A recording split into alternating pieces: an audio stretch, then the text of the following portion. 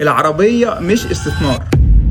هتقول لي ده اشتريت عربيه من مش عارف قد ايه وغليت 4-5 مرات. هقول لك ما هو مش مبدا، ما اي واحد اشترى اي حاجه من 4-5 سنين سعرها اتضرب كده كده. اللي اشترى بقى عقارات، اللي اشترى دولارات، يا راجل ده اللي اشترى غسالات سعرها اتضرب في 3-4-5 مرات. العربيه سلعه استهلاكيه، ومفيش حاجه في الدنيا بتقول لك ان حاجه استهلاكيه وتبقى استثمار. ممكن سعرها يزيد بس دي تبقى ضربه حظ. العربيه انت بتستخدمها كل يوم، ممكن لا قدر الله تتخبط، تعمل حادثه، يحصل اي حاجه في الدنيا، هي مستحيل تعتمد عليها كاستثمار. واديك شايف اهو مثلا ان العربيات الفتره الاخيره سعرها نزل جدا، فلو انت كنت شاري العربيه بقى تستثمر فيها فانت كده خسرت. انما لو انت كنت شاري العربيه عادي للاستخدام، هتزعل ان العربيه سعرها رخص بس برضه مش هتتضرر قوي، لان انت كده كنت عامل حسابك انا جايب العربيه دي قاعده معايا 4-5-6-7 سنين، فلما سعرها ينزل انت هتتضايق انك كان ممكن تستنى وتوفر، بس برضه انت كده هتبيعها كمان 5 سنين، الله اعلم ساعتها بقى الدنيا تبقى عامله ازاي. وعامه فكر ان العربيه استثمار ده مش موجود في اي حته في الدنيا غير هنا. انت عندك مثلا في امريكا واوروبا العربيه المستعمله سعرها بيتخسف بيه الارض، انما هنا في مصر يقول لك كسر زيرو ومش عارف ايه وكلام غريب كده. فمن غير ما اطول عليك، قول طول يا ابو صفاصيف، لو لقيت عربيه قدامك لقطه اشتريها، مش بقول لك ما تشتريهاش، انما لو بتشتري كاستثمار لا، في طرق احسن بكتير تستثمر فيها غير العربيات. ولو عجبك الفيديو ما تنساش تعمل فولو او سبسكرايب.